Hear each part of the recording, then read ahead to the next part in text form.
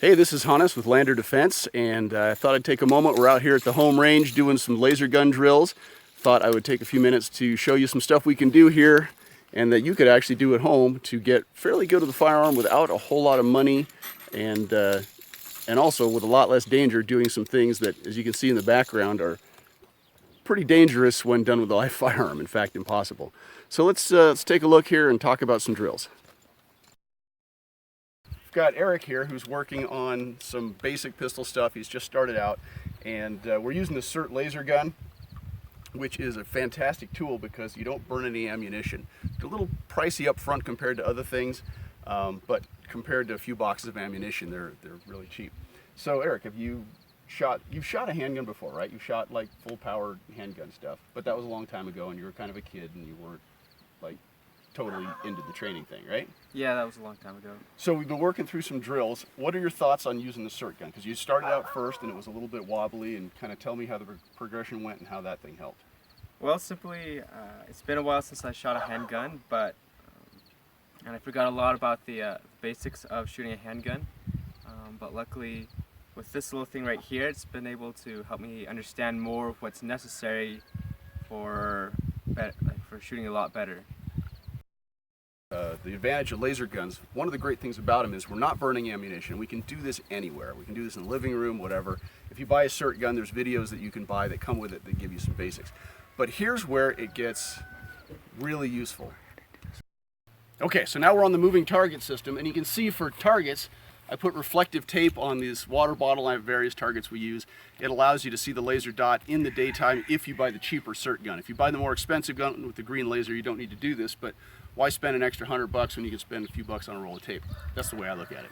So this is our moving target system, and the great thing about lasers and moving target systems is you can do stuff out here that's way too dangerous to do on a live fire range, and it's really, I think, representative of kind of how things will go down in the real world, because as we all know, real life is not represented on the range at all. So I've got Aaron over here, and he's going to do a drill that's a 360-degree drill, which would be, of course, completely stupid anywhere else. But what we're going to do is we're going to get the bottle swinging and moving for him, and he's going to track it without shooting me, without shooting our camera guy, without shooting anybody that's down off the range, but also engaging a target in 360 degrees. So he's got to be aware of foreground, background. He has to get out of the way of the bottle so it doesn't smack into him. It's a really super great dynamic drill. Ready? Ready? All right.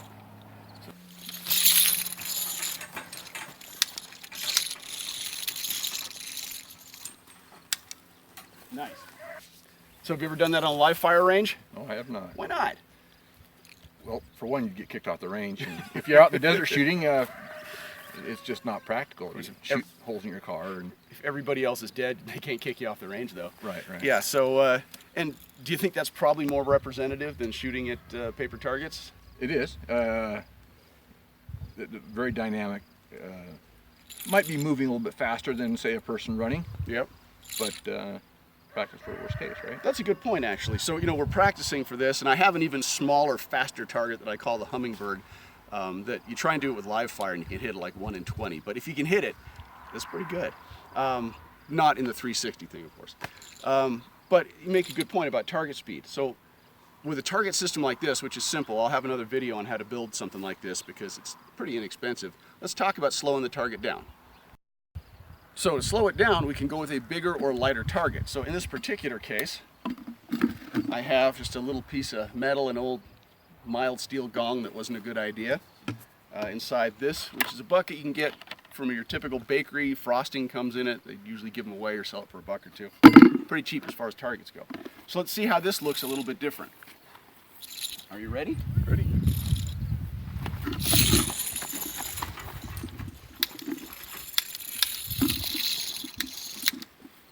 A little slower? A little slower. A little bigger. Easier to put rounds on. Okay. Catch with the front sight. We can slow it down some more by getting rid of the weight. Want to try this? Let's do it.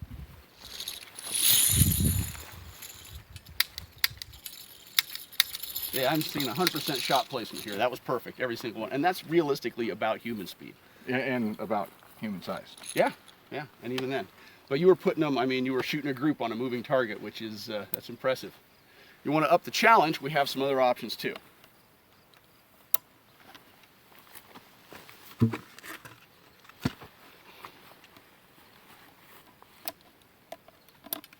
All right.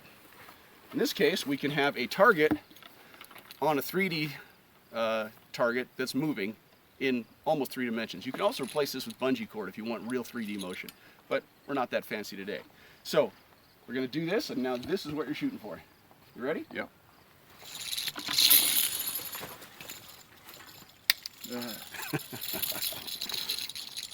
What's your challenge level on that? That was a lot harder. It's spinning really fast, and you get just a flash of a target every. Let me put a little less spin on it for you. There you go. Okay.